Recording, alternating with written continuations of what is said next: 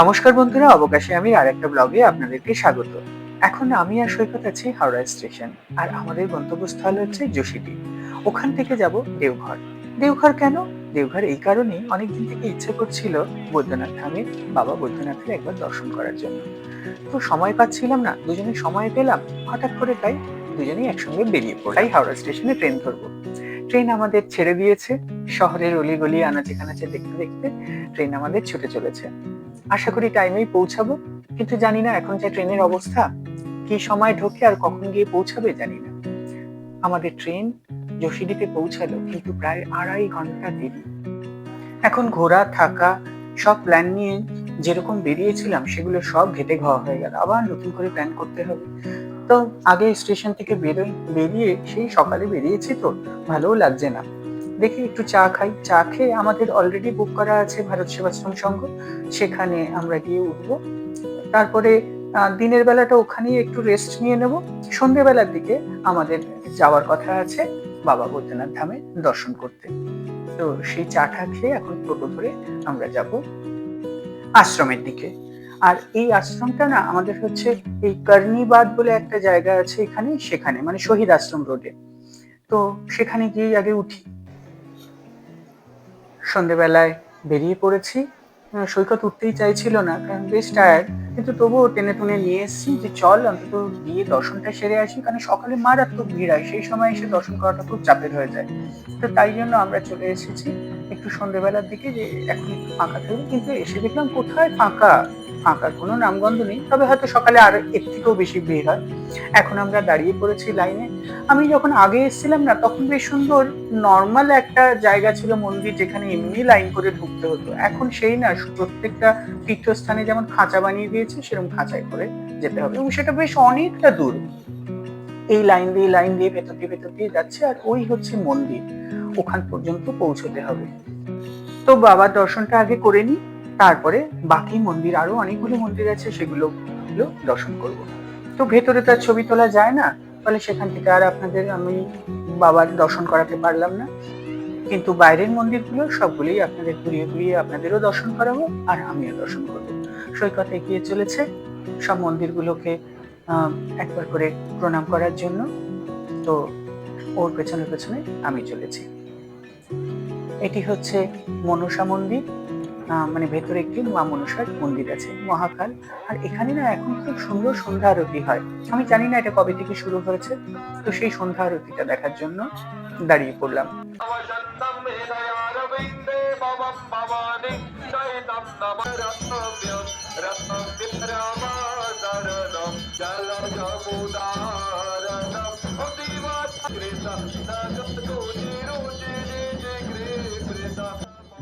সন্ধ্যা আরতি প্রায় শেষের দিকে, আমাদেরকেও ফিরতে হবে, কারণ কালকে সকালবেলায় আবার উঠে আমাদের এখানকার আর যেসব দর্শনীয় স্থানগুলো আছে সেগুলো দেখতে যাব। সুপ্রভাত বন্ধুরা, সকাল সকাল বেরিয়ে পড়েছি দেওঘরের আরো দর্শনীয় স্থানগুলো দেখতে যাব বলে। তার আগে 1 কাপ চা। এই চাটি না খেলে শরীরে এবং মনে কোথাও ঠিক যোগটা পাই না। এখন আমরা এই চাটি খেয়ে দেখতে যাব নলাক্ষা মন্দির, যেটা আমরা যেখানে আছি কর্ণীবাদে, এখান থেকে একদম পাশে। এই নলক্ষা টেম্পলের একটা না সুন্দর ইতিহাস আছে। আগে মন্দিরটা দেখুন, কি সুন্দর মন্দির। এটি 1940 সালে কমপ্লিট হয়, এবং রানী চারুশীলা দেবী, যিনি আমাদের কলকাতার পাথুরিয়াঘাটার রাজবাড়ি থেকে বিলং করতেন, উনি তৈরি করেছিলেন। চারুশীলা দেবীর হাজবেন্ড এবং ছেলে দুজনেই মারা যান, এবং তিনি মনের শান্তির জন্য দেওঘরে যান, এবং সেখানে শ্রী বালানন্দ মহারাজের শরণে যান, এবং সেখানেই তিনি থাকতে শুরু করেন। এবং এই জায়গায় উনি এই মন্দিরটি নির্মাণের জন্য 9 লক্ষ টাকা দিয়েছিলেন সেই সমসাময়িক। তাই জন্য এই মন্দিরের নাম হয়েছে নলাক্ষা মন্দির। পাশেই হচ্ছে এখানে নর্মদা কুণ্ড, এই কুণ্ডর জলেই কিন্তু এই মন্দিরের সব পুজো হয়। আর এটা হচ্ছে সেই রানী চারুশীলা দেবীর মূর্তি। ভাবুন তো, কত মহৎ একজন মন হলে এরকম একটা মন্দিরের জন্য সবকিছু উনি দিয়ে দিতে পারেন। আর মন্দিরটার চারিদিকের অ্যাম্বিয়েন্সও এত সুন্দর। এখন একটু রিনোভেশন হচ্ছে, মার্বেল টার্বেল বসাচ্ছে। যদিও এর আগে আমি দেখিনি, তখন মার্বেল ছিল কি ছিল না আমি জানি না, কিন্তু এখনকার কাজকর্ম দেখে আমার মনে হলো যেন রিনোভেশন হচ্ছে। মন্দিরের চারিপাশটার অ্যাম্বিয়েন্স খুব সুন্দর। মন্দিরের আদলটা অনেকটা আমাদের বেলুড় মঠের মতো, কিন্তু এর বাদেও না মন্দিরের একটা আলাদাই একটা আকর্ষণ আছে, খুব সুন্দর। যদি কেউ আসেন অবশ্যই এটা কিন্তু একবার দেখে নেবেন। এরপরে আমরা বেরোবো এখান থেকে, বেরিয়ে আমরা যাব হচ্ছে নেক্সট হচ্ছে তপোবন, ত্রিকুট পাহাড়, নন্দন পাহাড় এবং হচ্ছে অনুকূল ঠাকুরের আশ্রম। তাই একটা টোটোর সঙ্গে কথাবার্তা বললাম, সে আমাদেরকে 700 টাকা বললো। বার্গেনিং করে মোটামুটি আমরা সেটাকে 550 টাকায় নামিয়ে বেরিয়ে পড়লাম দুজন মিলে টোটো নিয়ে।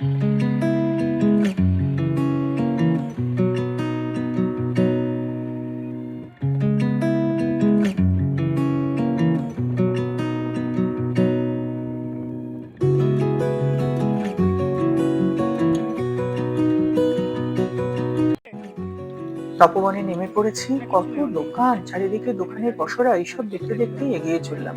আগে যখন আমি এসেছিলাম না, এখানে কোনো দোকানই ছিল না, একটা আধটা ওই তেলে ভাজার দোকান ছিল, তাও কেউ থাকতো না, লোকজনও খুব আসতো না।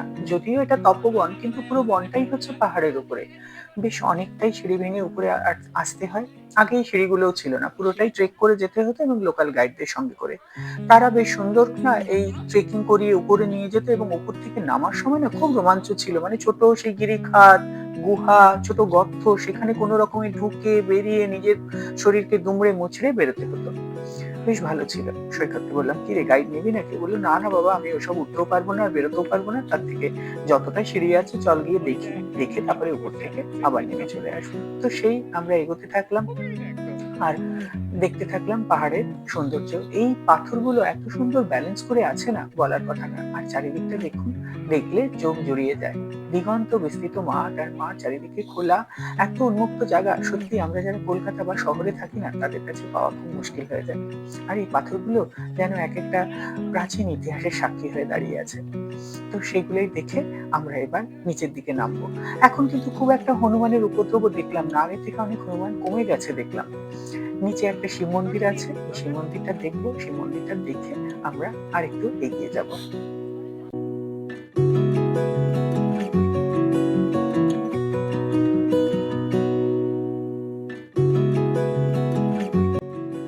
খুব অদ্ভুত লাগে যখন আমরা চারিদিকে ক্যাম্পেইন করে বেড়াই যে একটি গাছ একটি প্রাণ, গাছ বাঁচাও প্রাণ বাঁচাও, তখন চোখের সামনে যখন এরকম বড় বড় গাছ বৃক্ষ ছেদন করা হয় দেখতে পাই না, তখন সত্যি খুব রাগ লাগে। কিন্তু কি করব, দর্শনার্থী তো, দর্শন করে তাই চলে যেতে হচ্ছে। এটাও কথিত আছে, এই তপবনে শ্রী রামচন্দ্র যখন 14 বছর বনবাস ছিলেন, সেই সময় এখানে এসেছিলেন। তো এখানে মা শবরী, তিনি ফল সব চেখে চেখে রামের জন্য গুছিয়ে গুছিয়ে রাখতেন। শ্রী রামচন্দ্র এখানে এসে এই শবরী মায়ের কাছ থেকে ফল নিয়েছিলেন, এটাই এখানকার লোকশ্রুতি। আর এখানে ছোট ছোট মন্দির তো আছেই, আর ওই যে উপরের পাহাড়টা দেখছেন, ট্রেকিং করলে ওই পাহাড়ের ওপাশ দিয়ে উঠে আর ঠিক এখান দিয়ে ট্রেকিং করে নিচে নামতে হয়, সেটা গাইড খুব ভালো নিয়ে আসে। আমাদের পাহাড় ঘোরা শেষ, এবার আমরা নিচের দিকেই নামছি। কিন্তু এখানে যাওয়ার সময় একটা ভালো লোহার জিনিসপত্রের দোকান পেয়ে দেখেছিলাম, সেখান থেকে একটা ওই লম্বা দাটা কিনবো বলেই আমি একটু দাঁড়ালাম। সেটা কিনে আবার টোটোতে উঠে পড়লাম। এবার গন্তব্যস্থল হচ্ছে ত্রিকুট পাহাড়।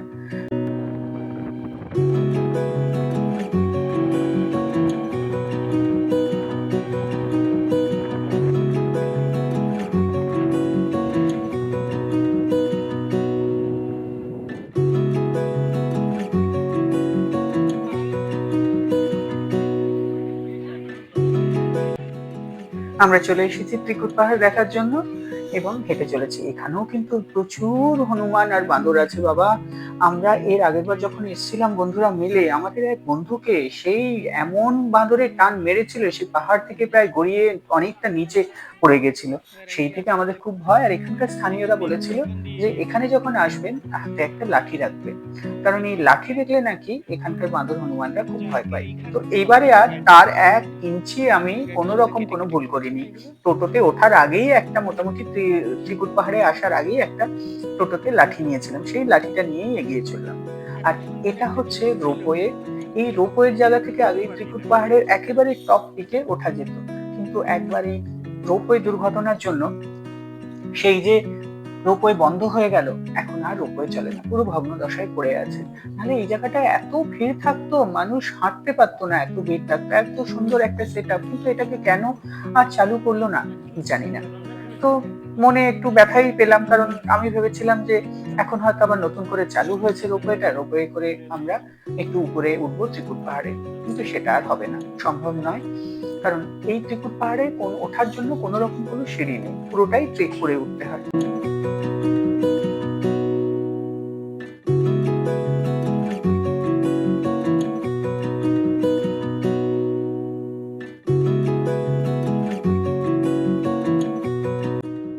এটা একটি পবিত্র কুণ্ড, আর এই পবিত্র কুণ্ডর জলেই কিন্তু এখানে যতগুলো মন্দির আছে সেই মন্দিরের সব পূজা অর্চনা হয়। এই সিঁড়িটা দিয়ে একটু উপরে উঠে গেলেই না সেই মন্দিরগুলো আছে। চলুন একবারটি গিয়ে দেখে আসি।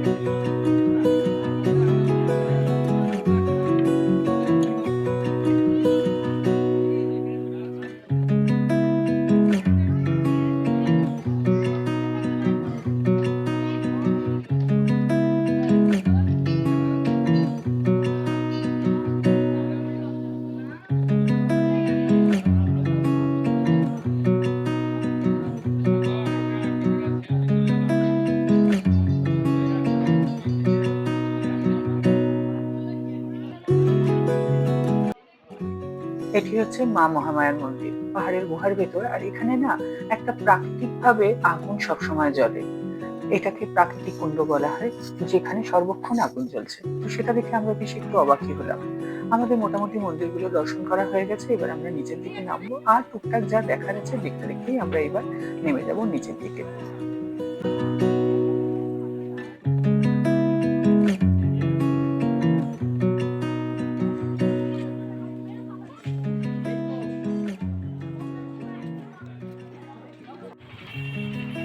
ত্রিকুট পাহাড় থেকে এবার আমরা এর পরবর্তী গন্তব্যস্থল হচ্ছে নন্দন পাহাড়। নন্দন পাহাড়ে শুনেছি কতগুলো মন্দির আছে, আর খুব সুন্দর একটা নন্দন পাহাড়ের উপরে একটা পার্ক আছে। তো প্রায় 120খানা সিঁড়ি পেরিয়ে আমরা এই পাহাড়ের মাথায় এলাম, এবং এই পাহাড়ের মাথায় না বেশ কতগুলো মন্দির আছে। এই মন্দিরগুলো খুব সুন্দর, মন্দিরগুলোকে একটু দর্শন করলাম, প্রণাম করলাম, করে এবার আমরা এগিয়ে যাব ওই যে ছোট্ট নন্দী পার্ক আছে, এই পার্কটাকে সবাই নন্দী পার্কই বলে। সেই নন্দী পার্কে আমরা যাব, গিয়ে একটু ভেতরটা ঘুরে দেখব।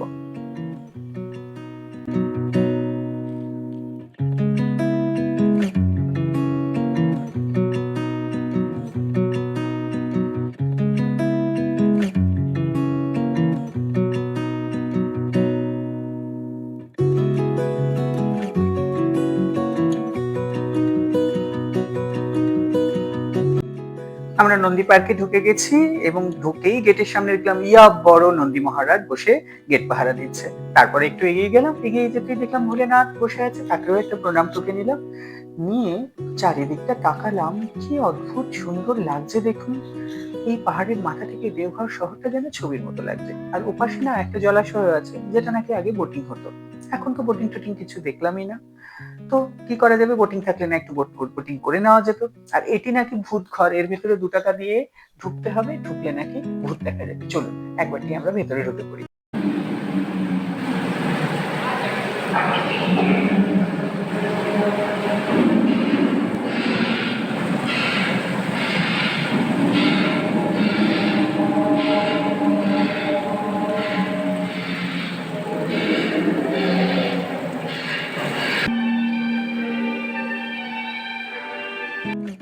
ভূতের ভয়ে কোনো রকমে গুটিসুটি মেরে দুজনে বেরিয়ে পড়লাম। বেরিয়েই সামনে চোখে পড়লো নাগরদোলা। সৈকতকে জিজ্ঞেস করলাম, কিরে উঠবি নাকি? সৈকত বললো, হ্যাঁ চল উঠি।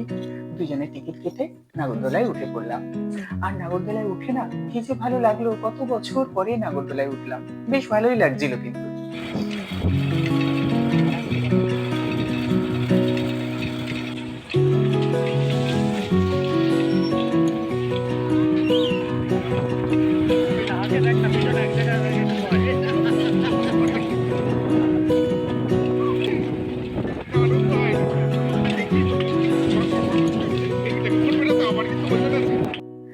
নাগরদোলা চড়া শেষ, এবার আমরা নেমে পড়বো। নেমে পড়েই দূরে দেখতে পাচ্ছি একটা হাসি ঘর। আমি ওকে বললাম, কি রে হাসি ঘরটা কি, চল তো একবার দেখি। এখানে ঢুকলে নাকি পেটে খিল দিয়ে হাসি লাগবে। আর সত্যিই তাই, ভেতরে কতগুলো আয়না আছে যাতে নিজেদেরকে দেখে নিজেরাই আমরা হেসে অস্থির। কখনো পেট মোটা মাটুর লাগছে, কখনো আবার সেই ছোট একেবারে সরু একটা লাগছে। মানে কি কি যে লাগছে তার কোনো ঠিকানা নেই। এখানে তো আবার সেই ড্রাকুলারদের মতো লাগছে যেন দেখতে। সবকিছু দেখে হাসতে হাসতে আবার বেরিয়ে পড়লাম, এবং পরবর্তী এবং শেষ গন্তব্যস্থল হচ্ছে অনুকূল ঠাকুরের আশ্রম সৎসঙ্গ। তো সেখানেই চলে এসেছি। কি সুন্দর দেখুন ক্ষেতটা বানিয়েছে, খুবই সুন্দর লাগছে দেখতে।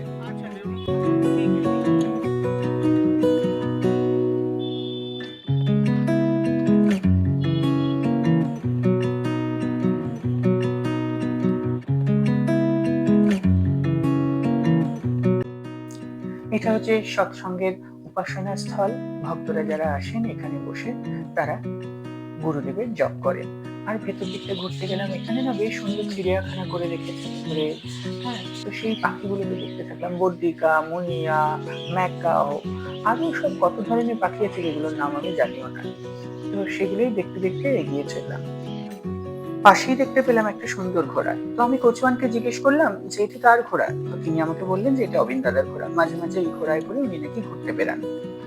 আমার দেওঘর ব্লগের আমি একেবারে শেষ পর্যায়ে। আমরা এখান থেকে এবার বেরোবো, বেরিয়ে আমরা আশ্রমে চলে যাব। কালকে আবার যাওয়ার আছে বাসুকিনাথ। তো সেই বাসুকিনাথে পরবর্তী ব্লগ আপনাদের সামনে আমি খুব শীঘ্রই নিয়ে আসছি।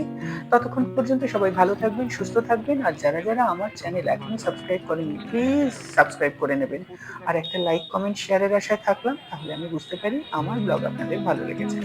সবাই ভালো থাকবেন, সুস্থ থাকবেন, ভালো থাকুন সবাই।